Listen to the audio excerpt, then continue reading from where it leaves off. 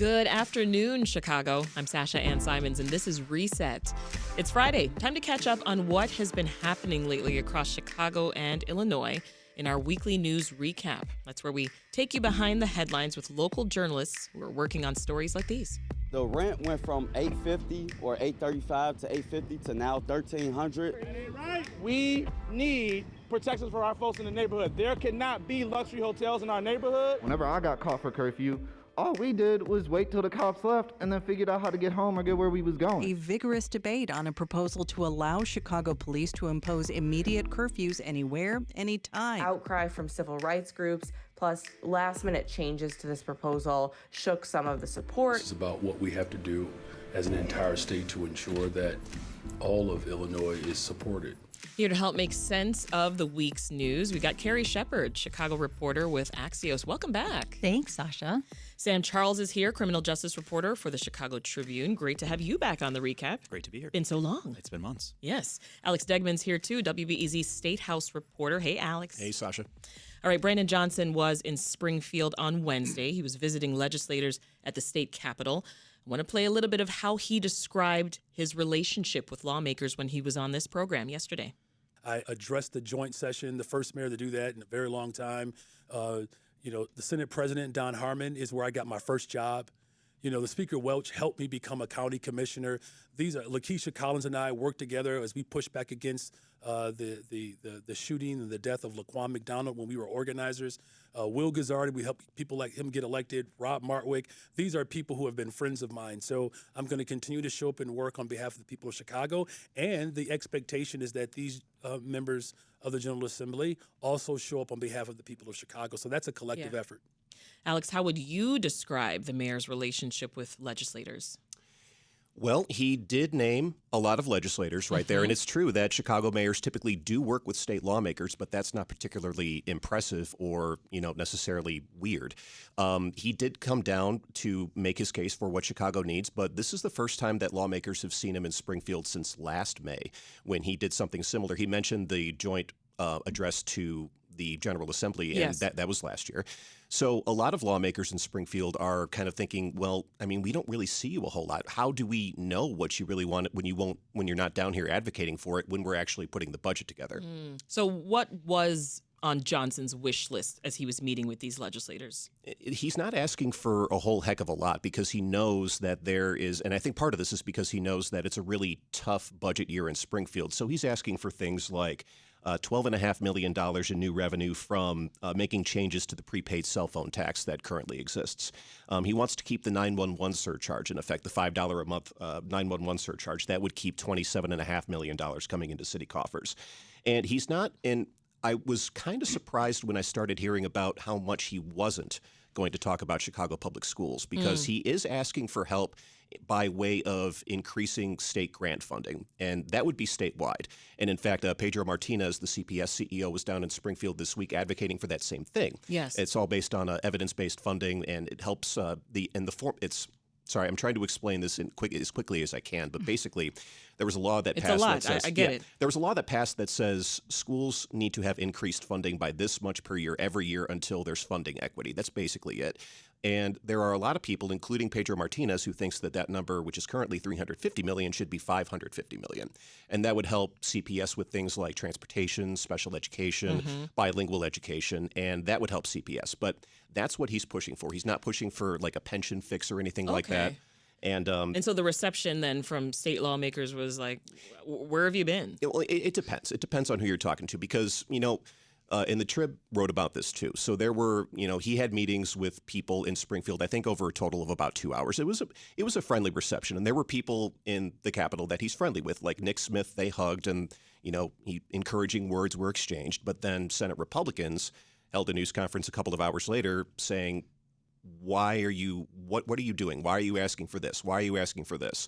They came up with a nickname, $1 Billion Brandon, because he's asking for $1 billion for the Bears, and he's not doing that. But it really depends on who you're talking to. Yeah. The relationship in Springfield is, I would say, different than other mayors. How important is it, Carrie, that Chicago gets this funding support from the state? It's important, and it's extremely important for the mayor to have a good relationship in Springfield, as Alex is saying. Rahm Emanuel notoriously didn't go down there, but he worked the phones and he worked his connections to get what he needed. Mayor Richard Daley, the same way. So and as the federal government continues to make cuts, then, we need the state to step in. And Right. we're going to talk about this a little bit later, but there's a lot of people asking for money from the state right now, including the transportation agencies. If we don't find a way to close this budget gap, what could happen?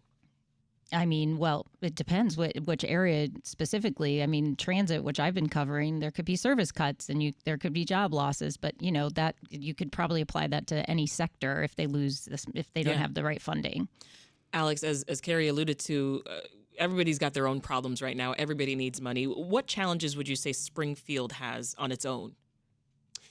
Well, there are a lot of problems because they have to figure out how to get equitable funding for everybody. So it's not just Chicago that they're concerned about, but they're also worried about where federal funding is going to come in for programs downstate.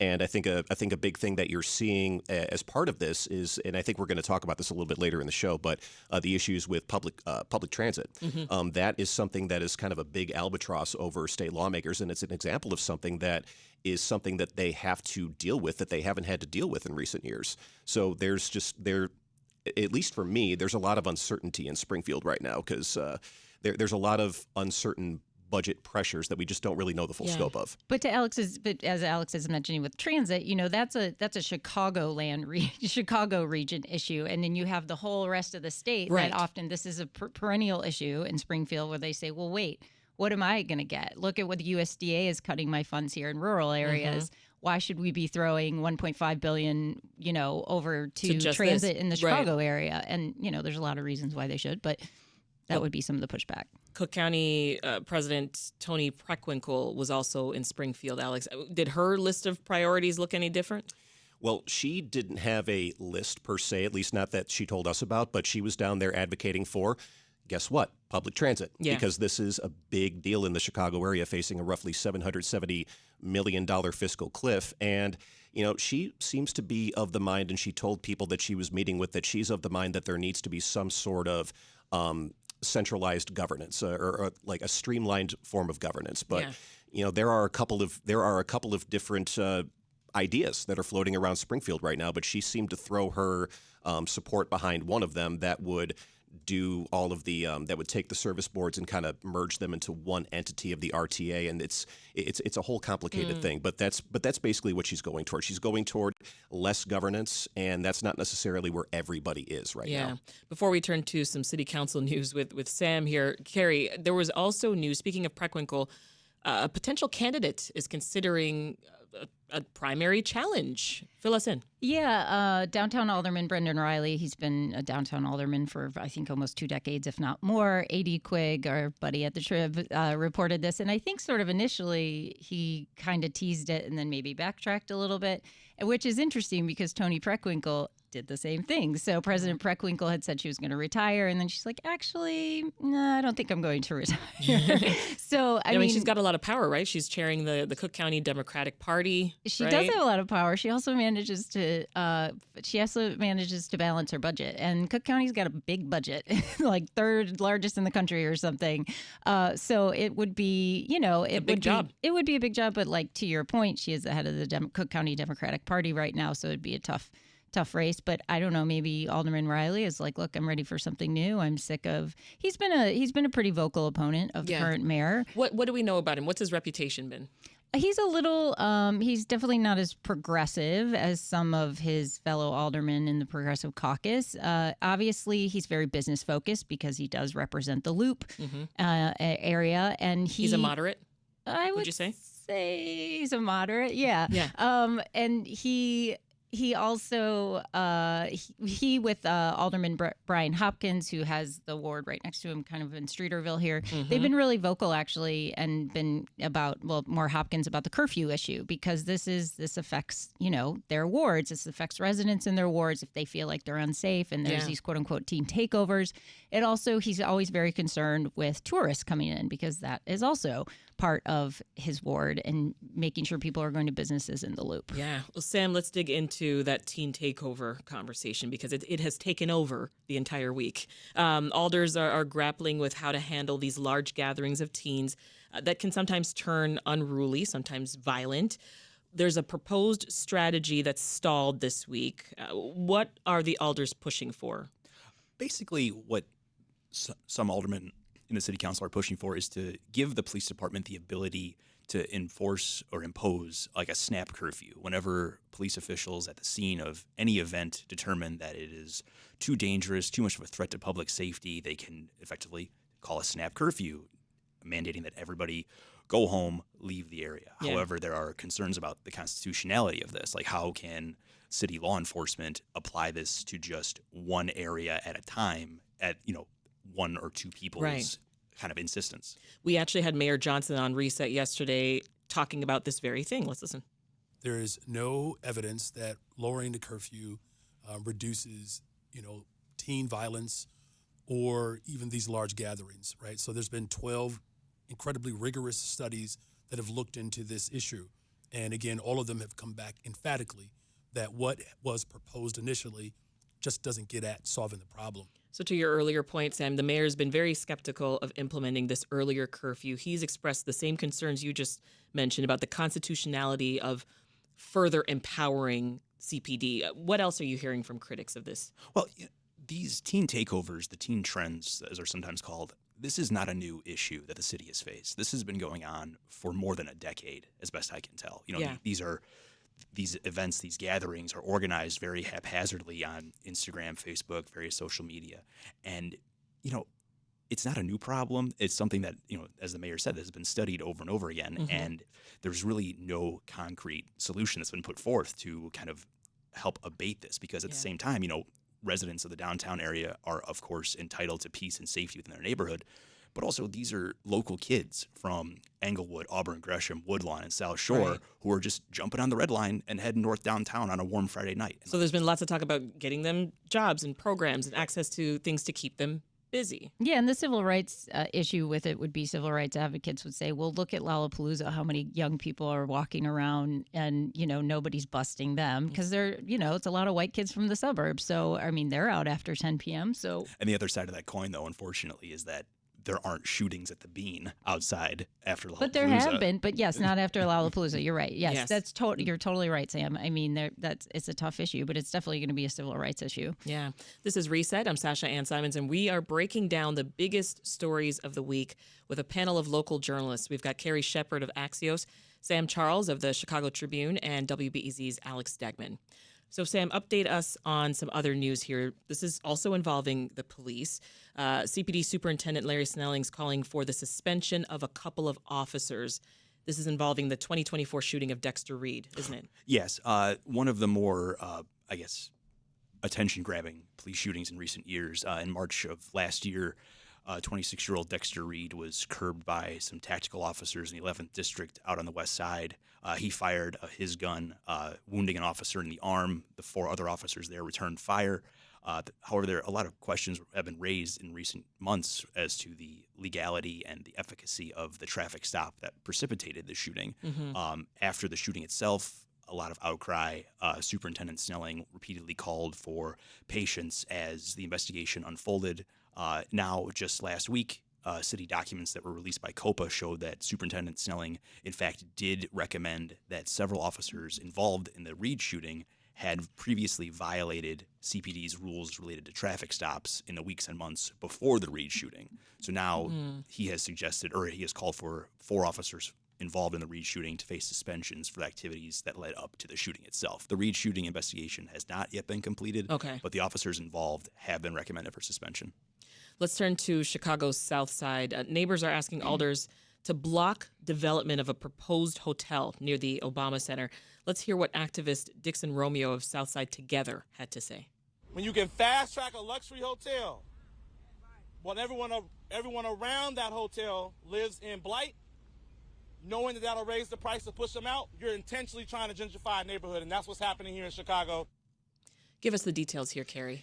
Yeah, so this has been ever since the Obama Presidential Center, they decided to go to Jackson Park, South Side, next to Woodlawn. This has been an issue for residents who fear that they're going to be displaced. And that's a very real, genuine, valid fear when their rents go up and, be it $60 or be it $100, whatever, your rent goes up, that's tough. So, Dixon, he's been on this issue for a long time. He's been a long-time advocate and activist in that area. And he's saying, look, we need some sort of reassurance that these residents are not going to be displaced. And how can you seem to find the land for a luxury hotel I think it's 3 parcels of land, one owned by the investment firm and then a couple more by the city, but the city's probably going to sell those at fair, at market rate to this investor. But how can you find the land and the motivation and the funds to build that, but not more affordable housing, thus forcing these people out of their neighborhood that's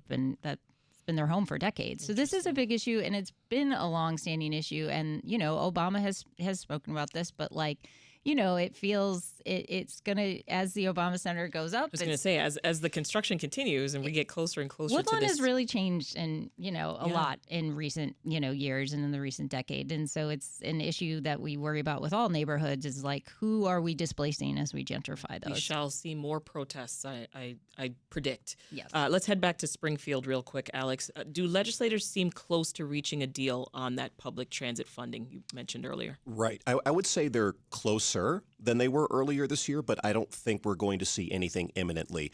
And I'm starting to hear some signs, at least within the last week, that lawmakers are not as they're not as focused on this. Focus isn't the right word, but they don't seem to have as much of a sense of urgency as the RTA does, because I'm starting to hear rumbles of this could get pushed to the fall veto session. And of course, if that happens, then the transit agencies are going to be in a bind, they say, because if they don't know what state money they're getting by the time lawmakers adjourn at the end of May, then they're going to have to budget based on what they don't know. And they don't want to do that. So they're in Springfield. They're lobbying pretty hard right now. And lawmakers are actually kind of irritated because RTA just started the Safe Transit campaign, and they spent a pretty good deal of money on that. And I do think everywhere. $750,000. And I do think that they spent some money here as well. I've heard the funding credits on WBEZ, so they're everywhere. And lawmakers are kind of like, well, that's not how you do this. Let's work this out. So really, from my viewpoint, there are 2 big points of consternation right now. One is who runs this thing and what does it look like? And 2, how do you keep people safe on it? Yeah. So there are a couple of different proposals, like I mentioned a little bit earlier. One of them would consolidate all the agencies and implement what's called a transit ambassador program. And those are basically people who just go around and make sure that people are following the rules, like smoking, no loud music, and making sure that they have a paid fare. But there's a different proposal that would leave the service boards largely intact. And when I say service boards, I mean the people that oversee Metro, Pace, and CTA. Leave it largely intact with some streamlining and some governance changes, but it would also force the new entity to create a transit authority police. Yeah. So an actual police force that would patrol the trains and buses. And they just don't know where to go right now. And I don't know, based on all of that, we're still not hearing a whole lot about where the funding comes from. We are hearing a little bit about a road usage tax that would help fund that, and that's where if you drive, you pay by the mile you drive instead of paying a gas tax. That's in discussion, but again, it's a lot to get done in a few weeks, and that's basically where we are right now. We're closer, but not there. Carrie, how does Illinois compare to other states when it comes to funding their major cities? Yeah, this is a big, point for RTA and other advocates is that we get far less from the state than, say, in Philadelphia or New York. And to be clear, the RTA is not asking the state to give them all $1.5 billion that they say is needed to make sure they don't have these unprecedented cuts, just to chip in on that. And like Alex said, they took some heat from State Rep Cam Buckner in an op-ed, the Tribune editorial board, about this campaign Save Transit Now that has these commercials everywhere. Billboards, I guess on BEZ as well. And Leanne Redden, who's the head of RTA, told me, well, we can't afford not to make everybody aware because people aren't aware. But here's the thing, right? most people riding Pace, Metra, CTA, they don't really maybe care what the budget of the agencies are. They care that they're going to have a bus and a train, that they're going to feel safe, and that it's clean. So that's the big issue is how, I mean, yes, of course they care, but, you know, if as soon as that stuff starts to hit riders and commuters, if they are not, you know, there's one fewer train on their line, it's going to matter. And they're also, RTA has been upfront that they may have to consider rate increases, fare increases, which like DC, they've done this. This is like kind of inflation. That's when people also start to pay more attention. No one's going to like that. I want to turn to the race to replace Democratic U.S. Senator Dick Durbin because that's already up and running. Race to replace. Nice. Race to replace. That's a Reset producer Andrea Guffman right there.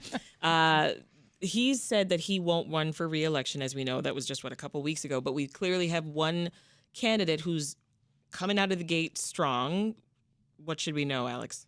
Well, I mean, it feels like we have 4 candidates already, if we're being honest. But we're still waiting for more official announcements and more, you know, who's going to retire announcements. But right now, the race is Lieutenant Governor Juliana Stratton. Yeah. She announced, I think it was less than a day after Dick Durbin, that made his announcement, which we were expecting because she formed that PAC in January to help explore the run, et cetera. But I think what we need to know about Juliana Stratton right now is that even though there may not be a lot of people who know her right now because she doesn't have a whole lot of political background other than being a state representative from Chicago and now being lieutenant governor, but she's got a lot of political weight behind her right now. J.B. Pritzker was almost immediate in his endorsement of her, and I believe in Carrie, you may have to correct me if I'm wrong, but Tammy Duckworth also, yes. Yeah, Tammy Duckworth has, that was a big one too, yeah. So, and this is going to be really important for Juliana Stratton as she builds her campaign and starts doing outreaches to have this support. But the question becomes, is that going to help, or it will help? Obviously, money's going to help in politics, but what else is that going to stir up? Because I'm also hearing through the grapevine that there are some efforts to dissuade other people from entering the race. Ooh. So, I'm now we're getting juicy. Yeah, and I'm trying to remember. This was either on Politico or CapFax today, but there I think are Politico. Shia had it. I think Shia Kapos was reporting that she has sources who are saying that some people on Governor Pritzker's political organization are trying to convince Lauren Underwood not to enter the race. This is per Politico. And he's done that before. Like if J.B. Pritzker gets behind a candidate, he's going to make sure that candidate has the best chance. So it's getting spicy. It is. And then so we've got Lauren Underwood, who potentially could announce. I think she will. Yeah. Raja Krishnamurthy, congressman, could announce. I think he will. Has a lot of money. Has a lot of money. So and we're also still waiting to see if Mike Frericks, the state treasurer, is going to jump in. And then if he jumps in, who's going to run for treasurer? And then the dominoes start to fall.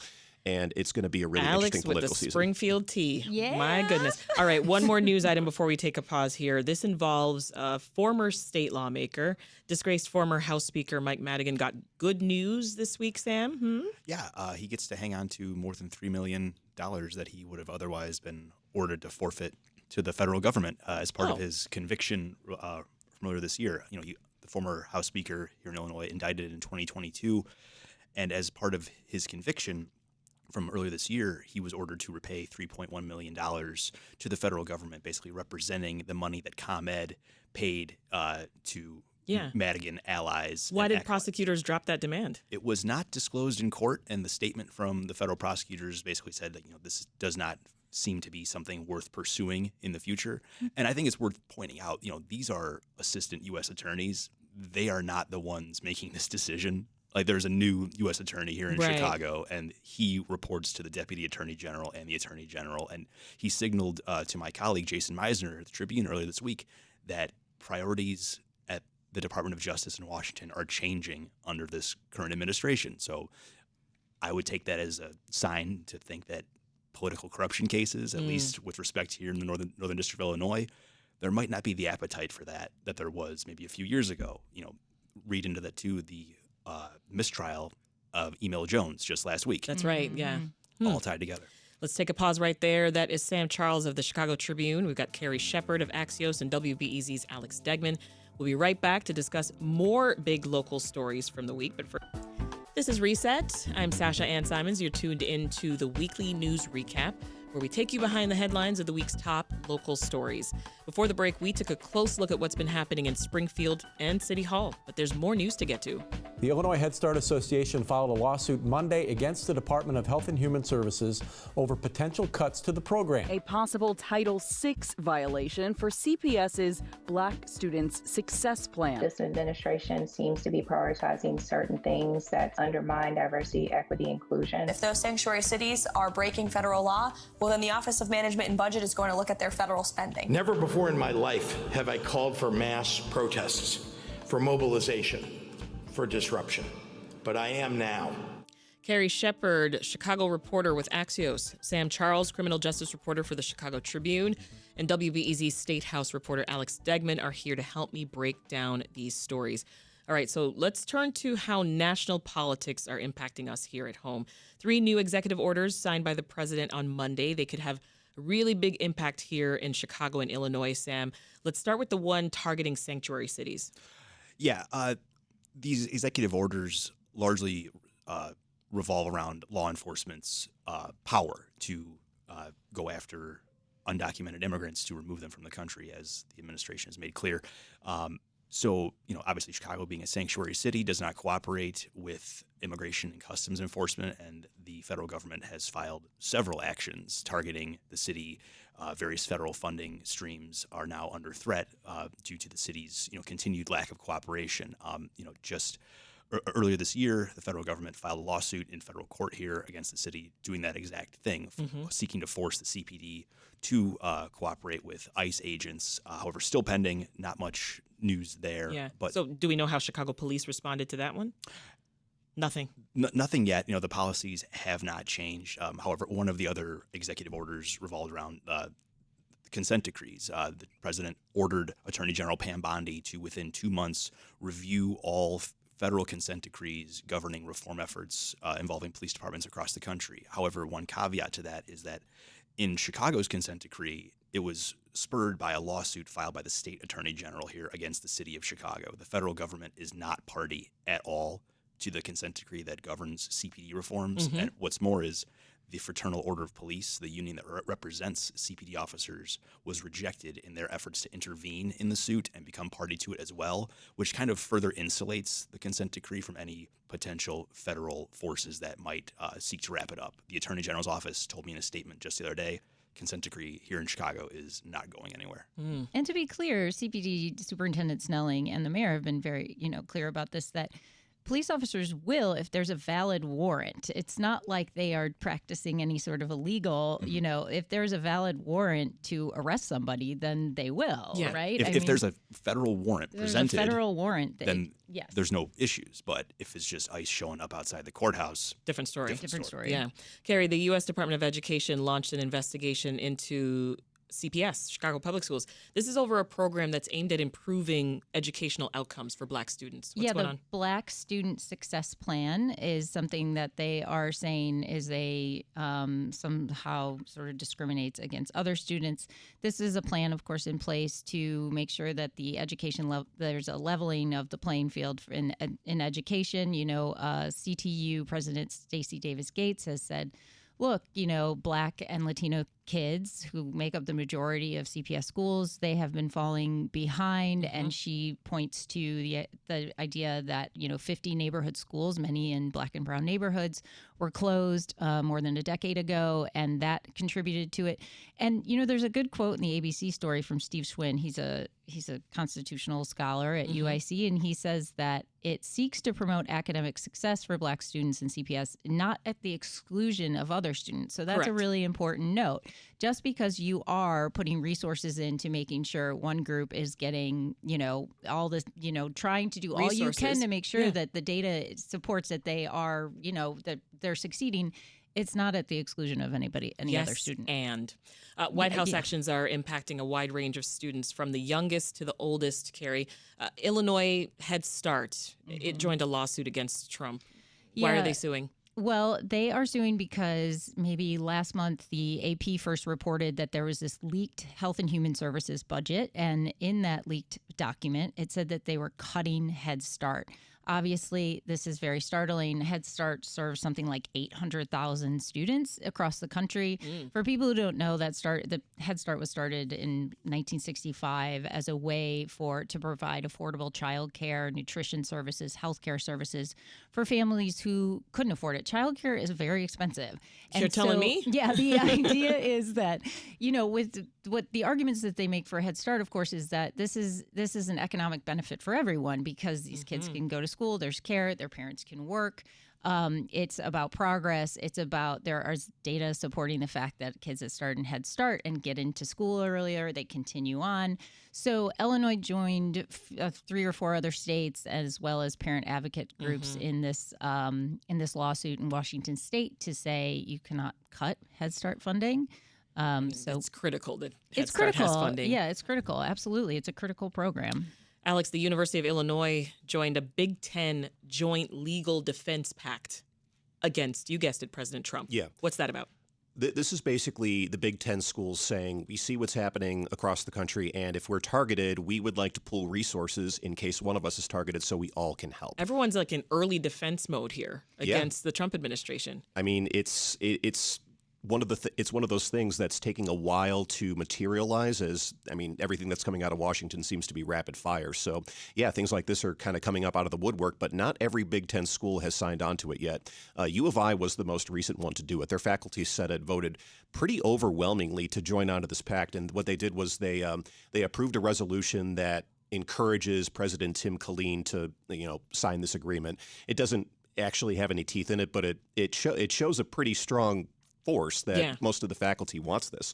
So the White House there, and just to kind of recap why this is all happening, the White House is targeting policies on campus that he says are woke, that he says are promoting anti-Semitism. Anything that has the word diversity in it. That's true. And what this has kind of what's kind of happened because of this is it also allows the president to basically revoke the status of students who are doing illegal things, and that has been, we've seen, it's basically been protesting the war in Gaza. So the Big Ten universities are like, well, let's just get together now and let's see if we can work together before this happens. Northwestern, though, interestingly enough, has not signed on to this, and Northwestern, you might remember, had $790 million in federal grants frozen. Yeah, Northwestern is very much in the Trump administration's crosshairs. I was just going to say, and 790 million other problems with Trump right now. Right. We're not quite done yet with the lawsuits against the Trump administration. Chicago's joined unions and other cities in a legal challenge over the firing of federal workers, Carrie. Yes, this is true. This is another lawsuit in which the plaintiffs would say that Congress should hold the purse strings. That's how it works. They are the ones who make budget cuts, not the president by executive order. I think the thing that's kind of maybe difficult for reporters, and I find this in my reporting to write about and to make people understand with these, is that when you talk to legal experts about executive orders, they kind of say, well, it's squishy. Like, this is not really a law, so it's just an executive order. And as you're seeing with these lawsuits, like Alex is saying with U of I, and you said these are these preemptive actions that people are taking in the fear that the rule of law will not be, that the administration will not adhere to the rule of law. So, this is just yet another one the city of Chicago joins. And I don't know if you guys ever look at these lawsuits, but it's just like on the left side and then against the government. It's I like can only imagine all these plaintiffs. Maybe some Sunday afternoon reading. Yeah, and for example, for Chicago, they say, well, if you get rid of the National Weather Service, for example, that is going to cripple our city, who needs to know if there's going to be flooding coming and other natural disasters, FEMA, et cetera. So City of Chicago joined on with that lawsuit as well. Yeah. All right. Governor Pritzker is calling for mass demonstrations against the White House. He made headlines for his fiery comments at a Democratic fundraising dinner in New Hampshire. Never before in my life have I called for mass protests, for mobilization, for disruption. But I am now. These Republicans cannot know a moment of peace. They have to understand that we will fight their cruelty with every megaphone and microphone that we have. We must castigate them on the soapbox and then punish them at the ballot box. Ooh, Alex, Pritzker came under some criticism for some comments. He did, and it's really interesting that he is to me because what he just said, that's not the first time that he's called for that. He worded it a little bit differently, but he had this speech at the Human Rights Campaign dinner in Los Angeles a couple of months ago. He said, "Never before in my life have I called for mass activism." And he didn't, again, he worded it a little bit differently this time, but this is the time because it had more attention that Republicans latched onto it.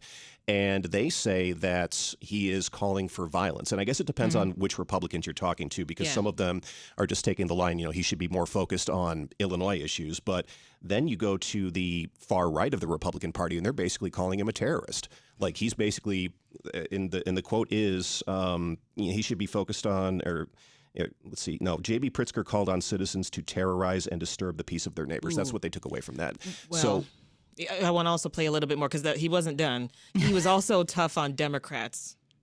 Now that this culture of timidity is on full display, those same do-nothing Democrats want to blame our losses on our defense of black people, of trans kids, of immigrants, instead of their own lack of guts and gumption. Yeah, he was fired up in New Hampshire, Alex. Yeah, and he's always been, really, he's always been an ally of the LGBTQ community. He says that whenever he gets a chance to, and it's true. I mean, he stood up for the LGBTQ community. But I wonder about his messaging in this moment, because he has also said that part of the reason that Democrats lost to Trump was because they focused too much on their defense of trans people and their defense of black people and their defense of the homeless, and they didn't focus enough on kitchen table issues. Yeah. So, I think he's trying to do both, basically. Sam, I mean, these are comments that were bolder than we've recently heard. He's, do nothing Dems. What do you make? He didn't name anybody specifically, but I don't want to be out of line, but is this like a straw man distraction for a guy who clearly wants to be president? I mean, seriously, like at the same time that his lieutenant governor is running for Senate, where the incumbent senator has already endorsed her, like this just feels like a new chapter of Illinois power politics. Pritzker president watch. Forcing its nose. I mean, seriously. I mean, you got to be kind of detached from reality to think otherwise. It's like Jimmy Kimmel said last night. I don't know if he caught that, but it's like Pritzker's like, well, there are many reasons for me to go to New Hampshire. Like what? Well, you can go skiing. Did you go skiing? Right. Well, it's the Granite State. You can go do a lot of. Did you get any rocks? He goes on The View. There are several recent appearances in recent months that, presidential, Pritzker president watch. Anyway, well, protests were happening in Millennium and Grant Park yesterday. We are appalled by Trump's attacks on immigrants, on international students. I'm here in solidarity with all the other unions because with greater numbers, we have greater power. I'm here for also show support for my parents because I know that they can't do the stuff that I can do. Yeah, they weren't born here, they're still undocumented, and they've been working here their entire lives. I'm here to support the immigrants. I believe in opportunities in America. That's what it's founded on. And they deserve the opportunity to do that if they came this far. And it'll make America better. That might have been Union Park. I'll triple check that. But despite the rain, thousands turned out for a May Day rally. So they were voicing opposition to the Trump administration's treatment of immigrants and workers. I mean, did you all know that the first International Workers' Day rally was actually held here? Yes, it was. Yeah. I'm giving you Chicago history. Totally. Chicago's protests. 1889. Yes. Our protest history is rich. Yeah, indeed. 3 days later, the historic Haymarket labor riot happened as well. Let's take a pause right here. Carrie Shepard is here from Axios. Sam Charles of the Chicago Tribune and WBEZ's Alex Degman. We'll be right back because, believe it or not, there's more to get to with this group here.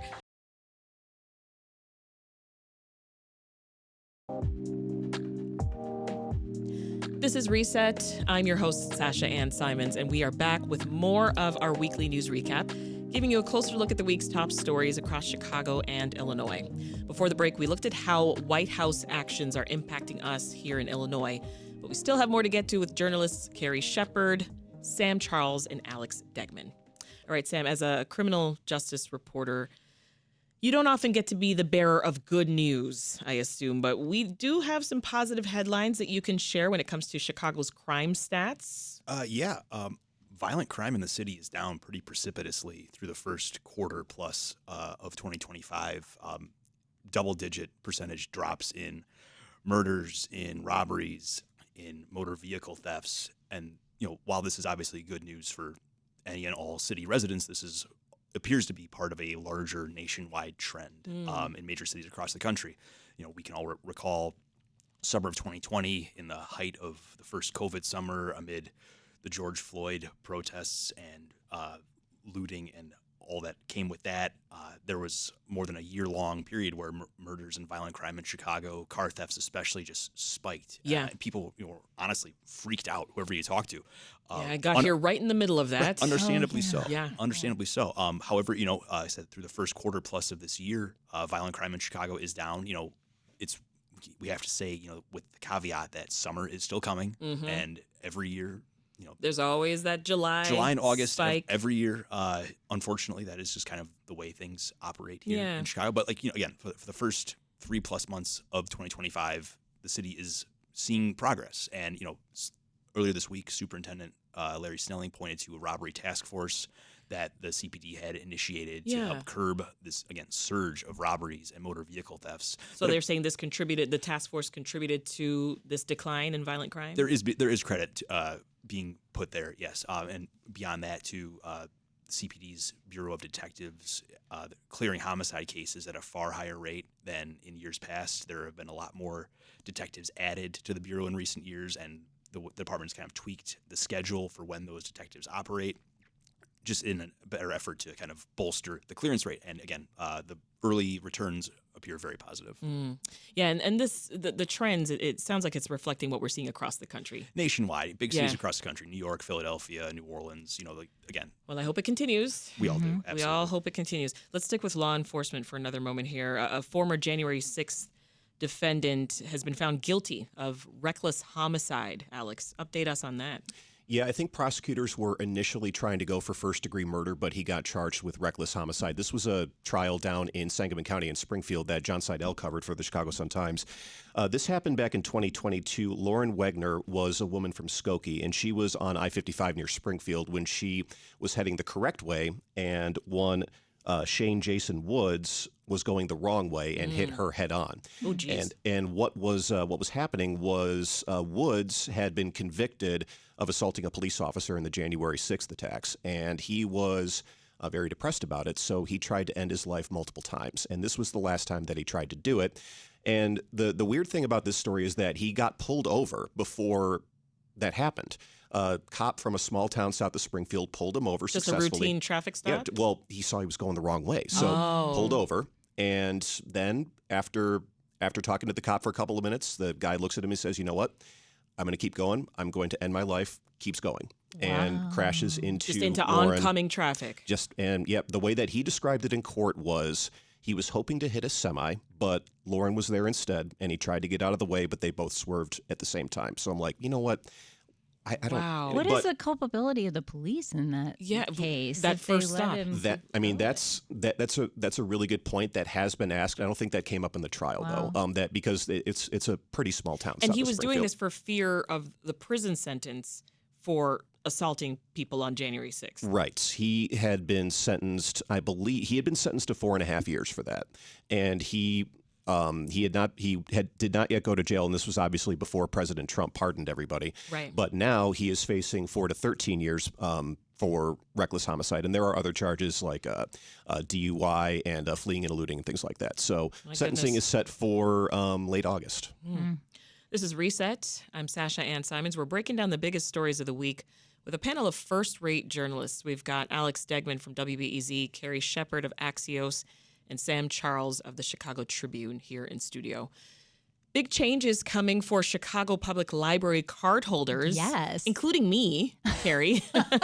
What are the details? Okay, this is so funny because we were just talking about, and you said, I guess they're getting rid of the e-card. And I said, I didn't even know you could have an e-card. All I had. Which also makes me feel so old because I actually have the card.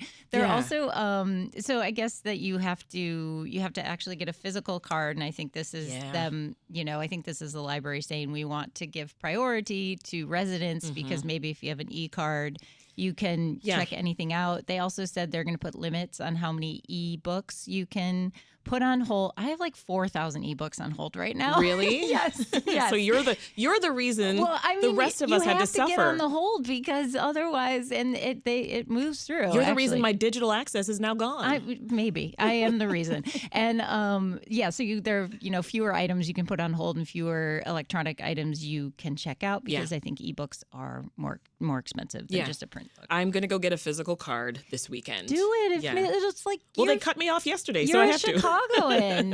You got to show you that card. Yeah. I'm staying, guys. I swear. You got to get a card. Pitchfork had its final farewell last summer, but a new music event from a Pitchfork co-founder is coming here in September. What should we know, Carrie?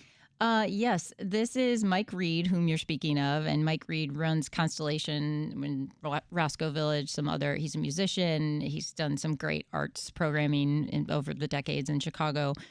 So he's talking about the Sound and Gravity. It's this multi-day music event, and he kind of told your colleague at the Sun-Times yes, Pitchfork, great time. Yeah. I feel like I did something good there, but it's time to move on. And so this is something exciting. This will be in a multi-venue based concert community experience in September in the Avondale area. You gonna check it out, Sam and Alex? Worth a shot. I mean, I went to Pitchfork many times. Yeah. That was like summer camp. I went to the first one. The very first Pitchfork? Ooh. I went last year without knowing it was the last one. Alanis Morissette closed the whole thing out. Oh, and yes. What a way to end it. But I know, so that's good. I don't know, That's good. knowing the organizers, it gives me a lot of hope.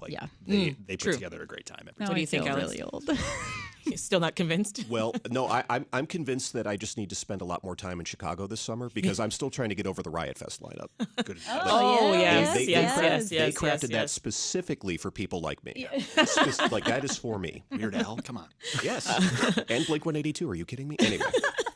Fans of a beloved Wicker Park bookstore got good news, Carrie. Share that real quick. Yes, Quimby's bookstore, which is iconic. It was opened in the mid-'90s when Wicker Park was changing into the sort of burgeoning art scene that before everybody got priced out in the 90s. And so a former owner announced last December that he was going to sell it. He just said he was done. It wasn't like, he wanted nobody wanted it to close. So there was a couple new owners from Denver. I spoke to them this week, and they are, one of whom is kind of from the print publishing world, and they stepped up and bought it. So Quimby's, and they said the indie spirit lives on. The independent spirit of Quimby's lives on. So that's great. That is so encouraging. Yes. While I have you in the hot seat, real quick, McDonald's in the Loop is getting a lot of attention. This is for a new menu item. You tried it. Give us a taste. Okay. The West Loop. So this is the international global McDonald's, and they rotate their global menus. So this is a big deal. This is the Mikalu Tiki Burger. And the reason this is a big deal. From India? From India. And if you're like me, a vegetarian, any sort of vegetarian option is fantastic. And rejoicing. I talked to people at that global McDonald's who were so excited, and they were coming from people were coming from everywhere to get this thing. It's the most popular McDonald's item in India. I would just quick tip: buy two. Put the patties on top of each other between one bun. You need two. You need two. I see you, Dan. You need two of those patties. Do you know what we got at our Springfield McDonald's? What? McCrispy strips. Yeah, also big. Also big. What is that? They're chicken strips. Okay, that's it. Just say that. Got a long way to go. The French fries, the potatoes at the global McDonald's, they're actually from France. They are very good. They're like potato wedges. It's I will good. keep that in mind. Yes. All right. As we often do at the end of the recap, it is time to take a look at a media story. Yesterday, Donald Trump signed an executive order directing the Corporation for Public Broadcasting to eliminate funding for NPR and PBS stations across the country, accusing them of left-wing bias. Now, earlier in the week, he attempted to fire 3 of the 5 board members at the Corporation for Public Broadcasting. CPB is now suing the Trump administration.